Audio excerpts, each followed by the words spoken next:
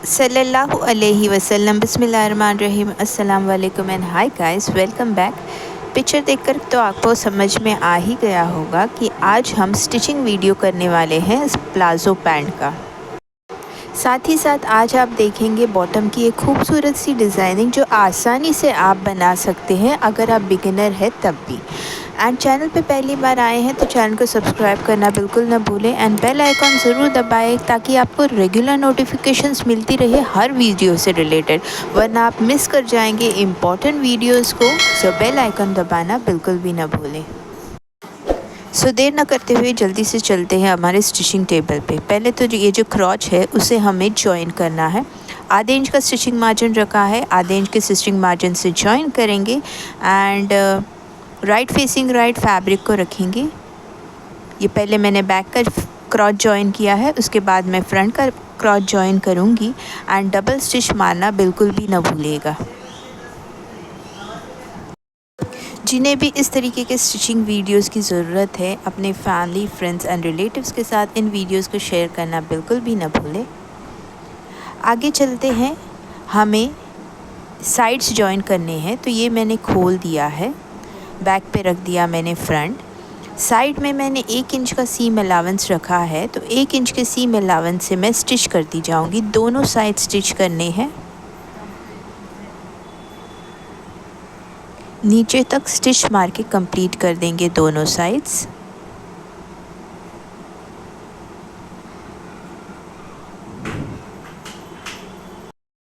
अगर आप चैनल पे पहली बार आए हैं तो चैनल को सब्सक्राइब करना बिल्कुल भी ना भूलें एंड बेल आइकन ज़रूर दबाएं कि हर वीडियो की नोटिफिकेशन आप तक ज़रूरी पहुँचे। सो ये दोनों साइड्स कंप्लीट हो गए हैं। 1 इंच के स्टिचिंग मार्जिन से मैंने इसे स्टिच कर लिया है। जितना स्टिचिंग मार्जिन आप रखते हो उतने स्टिचिंग मार्जिन से स्टिच करना ज़रूरी है। ये मैंने कट कर लिया था बेल्ट, तो बेल्ट की तैयार ऊंचाई मैंने 1 इंच डिसाइड की है। तो ये ऑन फोल्ड मैंने 1.5 इंच काटा है। ऑन फोल्ड 1.5 इंच, 1 इंच तो बेल्ट की ऊंचाई एंड आधा inch stitching margin, on fold 1.5 inch.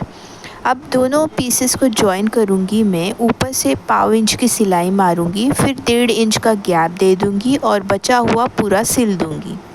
ऊपर से पाव या आधे इंच की सिलाई मारनी है, फिर 1.5 इंच का गैप देना है एंड बचा हुआ पूरा सिलना है। इस गैप से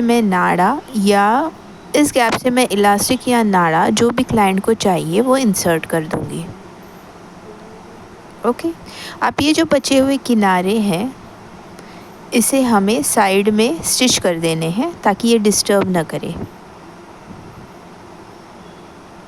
ये हो गया। अब इस बेल्ट को अटैच करना है बॉडी को। तो मैंने ली है बॉडी, उसका मैं लूँगी फ्रंट साइड, ये फ्रंट साइड है।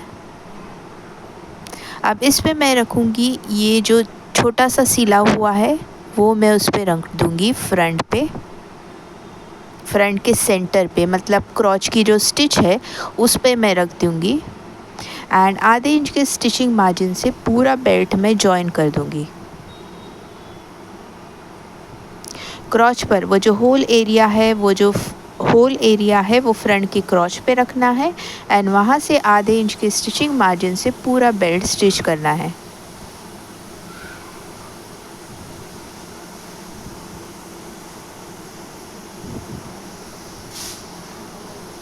अब ये यहाँ पे छोटा पड़ रहा है तो दूसरा किनारा मैं स्टिच करके उसके नज़दीक लेकर आऊँगी, बचा हुआ कट कर दूँगी। पहले ऊपर जॉइन कर दूँगी आधे इंच के स्टिचिंग मार्जिन से एंड फिर दोनों किनारों को मैं जॉइन कर दूँगी।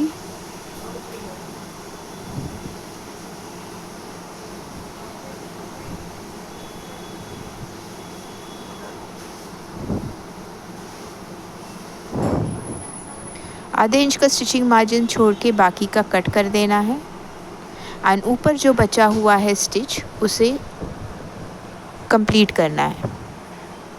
तो ये बेल्ट बॉडी को जॉइन हो गया है। अब हमें बेल्ट का फोल्डिंग करना है तो मैं राइट साइड पे टर्न कर दूंगी बॉडी को। ऊपर से आधे इंच का स्टिचिंग मार्जिन, आधे इंच का फोल्ड करके मैं स्टिच कर दूंगी।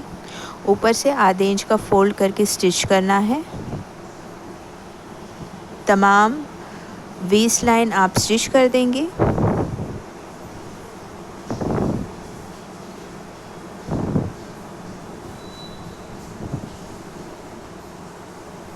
अब इस फोल्ड को सीम अलाउंस पे रखेंगे इस तरीके से कि सीम अलाउंस अंदर की तरफ चुभ जाए एंड किनारे से स्टिच मारना है। सीम अलाउंस अंदर चुभ जाना चाहिए, किनारे से स्टिच मारना है एंड ध्यान रहे कि राइट साइड में स्टिच बराबर आनी चाहिए।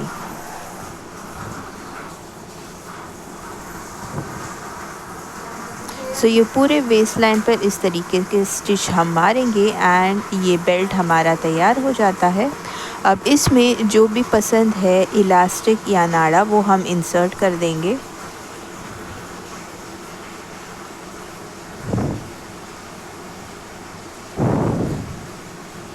अब आते हैं उसके बॉटम के डिज़ाइनिंग पर। मैंने कहा था मैं बॉटम का एक डिज़ाइनिंग आपको बताने वाली हूँ। तो इसकी ऊंचाई कैनवस मैंने स्टिक कर दिया था बॉटम के किनारे पर एंड मैं 1.5 इंच के दूरी पर इस तरीके से लाइन बनाने वाली हूँ। कैनवस की ऊंचाई है 1.5 इंच प्लस मैं ये 1.5 इंच के बॉक्सेस भी बनाने वाली हूँ। तो ये बॉटम के किनारे पर आपको कैनवस को स्टिक करना है। अब मैं कट करूँगी कुछ इस तरीके से कि कैनवस के किनारे तक ले जाके छोड़ दूँगी, पूरा फैब्रिक तक मुझे कट नहीं करना है वरना स्टिच करते हुए वो अच्छा नहीं दिखेगा, फिनिशिंग अच्छा नहीं आएगा। ओके, तो कैनवस के किनारे तक, जस्ट किनारे तक ले जाके आप छोड़ दीजिए। 1.5 इंच का मैंने बॉक्स बनाया है एंड 1.5 इंच का कैनवस की ऊंचाई भी है, तो मुझे मिलेंगे स्क्वायर में बॉक्सेस। अब उसे स्टिच करने के लिए, स्टिच करने का तरीका देखिए। इस तरीके से हम ट्रायंगल बना के स्टिच करेंगे। ये आधा ट्रायंगल और ये आधा ट्रायंगल, इस तरीके से 2 ट्रायंगल बनाने हैं आपको एक दूसरे पर। फोल्डिंग देख लीजिएगा, इसी तरीके से आपको फोल्डिंग करनी है एंड जस्ट किनारे पे सिलाई मारनी है।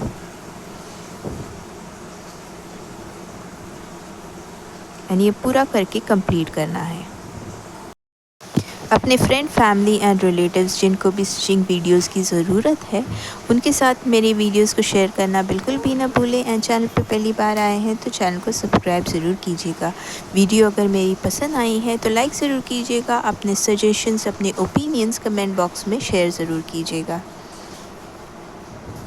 तो ये तमाम इसी तरीके से फोल्ड करके हमें कंप्लीट करना है। इस तरीके के डिज़ाइनिंग के लिए पेपर कैनवस का ही इस्तेमाल करें और किसी भी कैनवस का इस्तेमाल ना करें। पेपर कैनवस परफेक्ट होता है छोटे मोटे डिज़ाइनिंग के लिए। तो ये मेरा कंप्लीट हो गया है, सारे ट्रायंगल्स कंप्लीट हो गए हैं। अब चलते हैं आगे की तरफ। सो अगर आपको याद होगा मैंने 5.5 इंच ऑन फोल्ड इस तरीके का फैब्रिक काटा था जो कि खुलकर 11 इंच हो जाता है चौड़ाई, ऊंचाई में।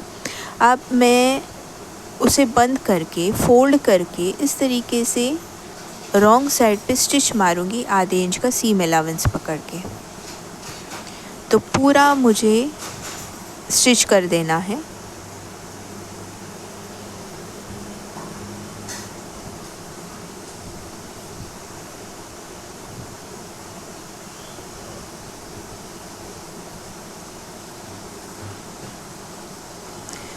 अब हमें इसे टर्न करके जो राइट साइड है उसे बाहर निकालनी है। अंदर की जो साइड है, जो राइट साइड है, उसे बाहर निकालनी है। तो अपने तरीके से आप टर्न कर लीजिएगा। मैंने इस तरीके से अंदर अपना हाथ डाल के उसे टर्न करने की कोशिश की थी एंड बहुत ही कोशिश के बाद ये निकला था बाहर। तो आपको जो भी आसान तरीका आता हो उस तरीके से आप टर्न कर लीजिएगा। एंड उसके बाद जहाँ स्टिच मारी है ना, वहाँ पर किनारे से या पाव इंच दूरी पर, किनारे से, किनारे के पाव इंच दूरी पर आप स्टिच कर लीजिएगा तमाम, स्टार्ट से लेकर एंड तक।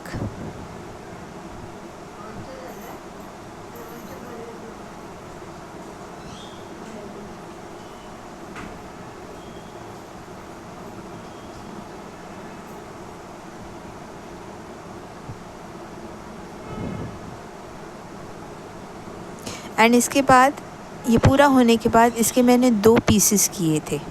अगर आपने 2 पैरों के लिए 2 पीसेस काटे हैं तो उसे फिर कट करने की ज़रूरत नहीं है। ये मेरा एक ही पीस था तो 2 पैरों के लिए उसे मैंने मिडल से फ़ोल्ड कर दिया एंड बीच से कट कर दिया। अगर आपने 2 पीसेस ऑलरेडी बनाए हैं तो उसे आधा करके बिल्कुल भी ना काटिएगा। अब जो समोसे हमने बनाए थे, समोसे ही बोल सकती हूँ मैं उसको, ट्रायंगल्स हमने बनाए थे वो मैं रखूँगी ये टॉप के पीस के ऊपर। एंड जो पहली सिलाई है उसी सिलाई पर मैं और एक सिलाई मारूंगी। एग्जैक्टली उसी सिलाई पर मारिएगा तो डबल सिलाई वो नहीं दिखेगी।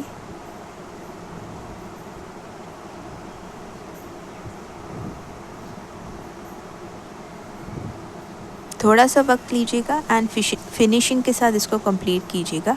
अब हम सिलाई मारते हैं इन सब ट्रायंगल्स पे।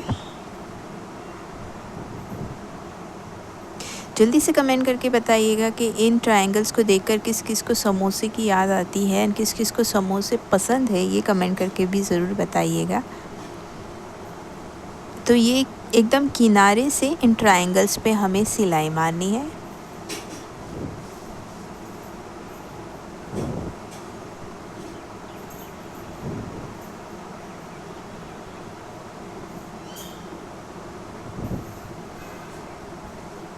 सो ये हो जाता है कंप्लीट एंड ये डिज़ाइनिंग कंप्लीट हो गई थी हमारे बॉटम की। कमेंट करके ज़रूर बताइएगा कि कैसी लगी आपको ये डिज़ाइन एंड स्टिचिंग का प्रोसीजर आसान था या नहीं। अब हमें जॉइन करने हैं किनारों को। तो मैंने राइट फेसिंग राइट फैब्रिक को रखा है एंड 1 इंच के मार्जिन से मैं तमाम स्टिच लगाऊंगी। एक पैर से शुरू करते हुए दूसरे पैर तक एंड कर दूंगी।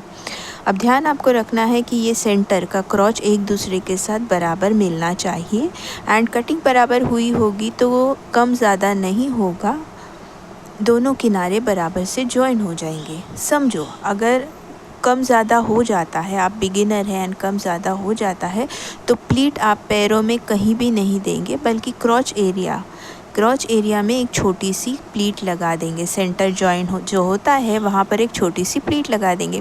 तो ये कंप्लीट हो जाता है हमारा प्लाज़ो। एंड कैसे लगा आपको आज का वीडियो? पसंद आया है तो लाइक ज़रूर कीजिएगा। मिलते हैं हमारे नेक्स्ट वीडियो में एक नए डिज़ाइन के साथ। तब तक के लिए thank you and bye bye.